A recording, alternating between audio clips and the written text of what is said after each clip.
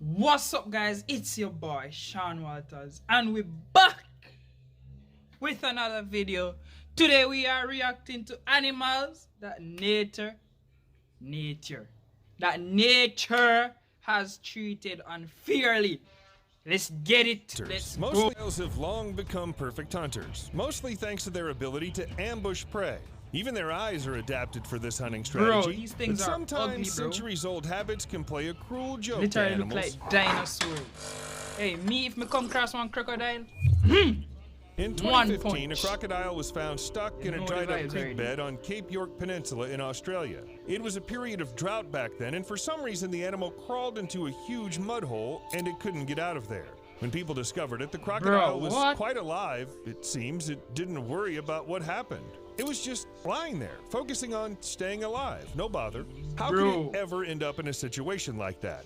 Maybe the poor creature just lay in ambush, but got a bit carried away. After all, the crocodile couldn't possibly know dirt works like that. It's, well, just a crocodile. All of the prey must have gathered around it to watch the show. Na-na-na-na-boo-boo.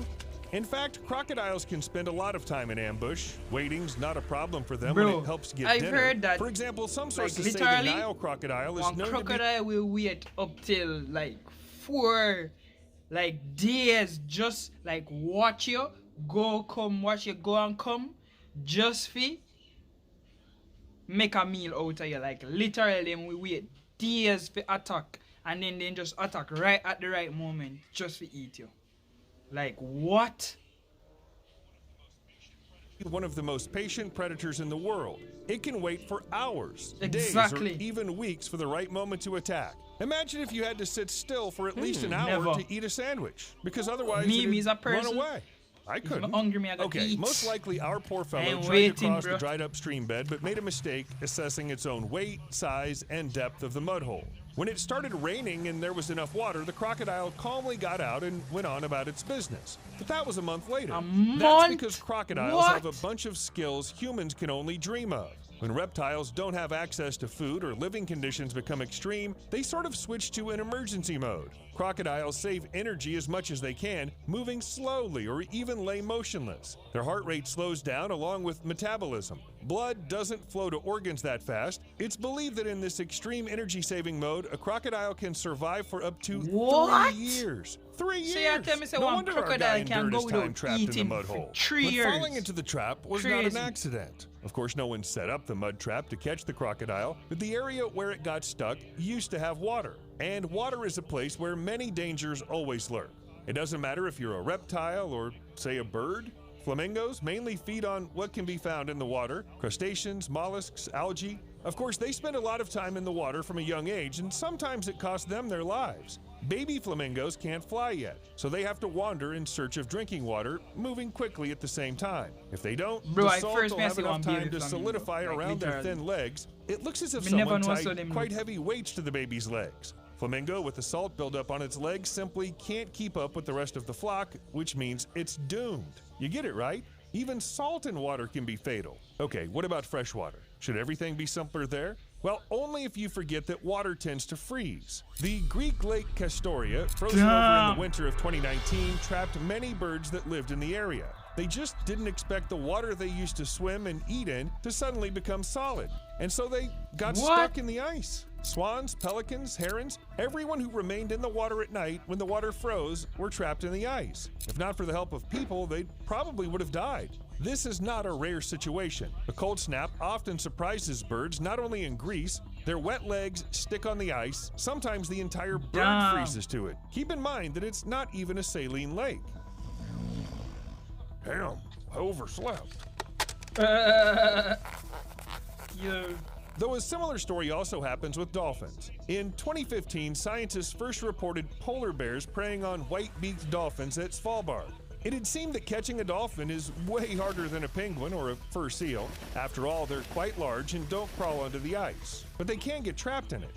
The dolphins appear to have been trapped when they had to surface for air at a small opening in the ice. The strong northerly wind finished the job, and soon the bears got their ice cream. Well, we can only feel happy for them. Wildlife is cruel. And then I thought, what if animals began to fall into such traps because of people? After all, humanity strongly affects nature, and I'm not even talking about ecology. What if we somehow influence the intelligence of animals, and now they can't understand when they do stupid things that lead to death? Though you know what? Bro, it's how always did the been lion that way. get up At there, least if bro? we trust the fossil record and other What? things that help us glimpse into So the you past. tell me say lion Scientists can discovered climb that tree? both birds and mammals Bro. If one lion can climb tree, wow. including saber-toothed cats and dire wolves, were constantly stuck in ancient Peruvian tar pools. Moreover, the fossils date back to the late Pleistocene. That is, animals died about 15,000 years ago. Of course, at that time, people were already around, but they didn't have such a strong influence on wildlife as they do now. This means that animals fall into natural traps through their own fault. Humankind is acquitted. Moreover, animals are tricked by their own bodies sometimes. What's considered a superpower can be deadly. You probably know how important echolocation is to bats. They produce some of the loudest sounds in nature, then immediately listen to the echo to figure out what to do next. In fact, this is a rather interesting process, and I'll tell you about it someday. But for now, here's a fact. Human devices jam the echolocation of bats and constantly confuse them. The result is complete acoustic chaos. As if you were asking a question to your friend standing next to you, and then more people around you started talking, all at the same time. Okay, it seems like I acquitted humankind a bit prematurely. Doctor, I keep hearing voices. They tell strange things. Get some groceries, throw out the trash, pay for cable TV. What's cable TV, Doctor? A similar thing happens to whales. Today, human activities have made the oceans too noisy, and even whales, the oceans which use echolocation, are having a hard time.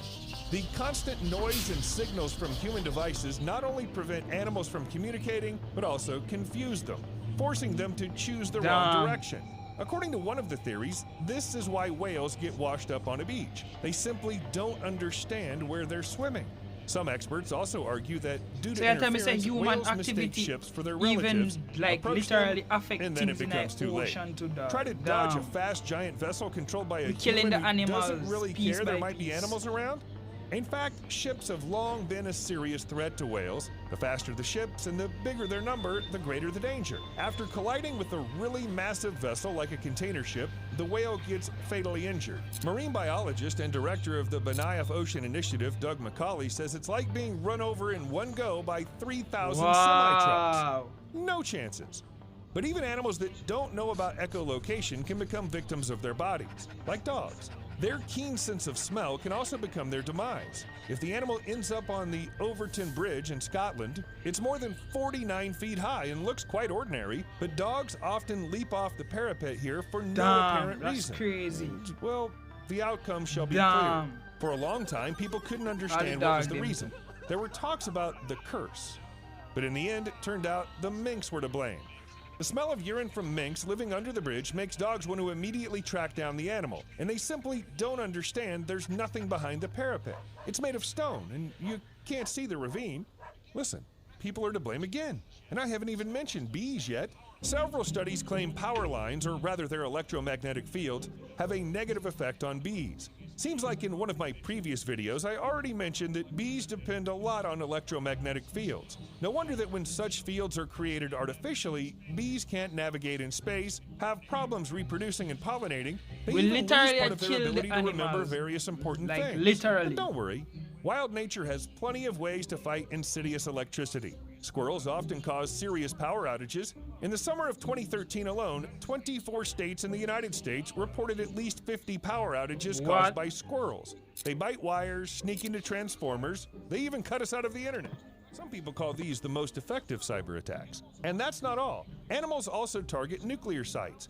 It's known that ground squirrels made their way to the Air Force Base in Montana and dug a tunnel under the fence, bypassing motion detectors. That sounds like something from Mission Impossible. After making their way into the base, the ground squirrels started biting the electrical cables.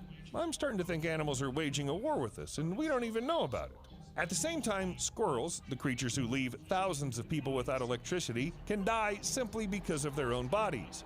Squirrels' teeth, like teeth of other animals like beavers, never stop growing. This is a fairly fast process balanced by the need to constantly crunch something. This is how squirrels grind teeth and maintain balance. But if they don't, they literally become saber-toothed animals. And this is a really creepy sight to behold. Also, an animal with such a set of tusks can hardly eat normally, which means it'll die. Well, you get the idea. You have to grind your teeth every day. It's very important. Don't tell me how to live my life. Damn. Seems like Mom was right all along. And somewhere at this point, you should probably feel proud. Yes, we humans set up traps for animals, but something like this will never happen to us. Our teeth don't grow like crazy, we don't have echolocation, and we don't get stuck in salt. Alas, in terms of weird problems, we could challenge any animal, because none of them fall into their own traps. Meanwhile, people often set up various mechanisms in their own homes to protect themselves from thieves. Yo, this like For example, greatest they movie attach ever, a like, handgun Home to a Alone. door, hoping the criminal will be neutralized on the spot, but the owners of the Like, weapon literally become its greatest victims Christmas much movie more ever. often than the perpetrators. I see now why the Darwin Awards are only given to humans. My favorite story is about a guy who attached a shotgun to the back door, then apparently forgot about it, and went to feed the squirrels. Thankfully, he survived. Listen, what if the squirrels were the ones who set it all up?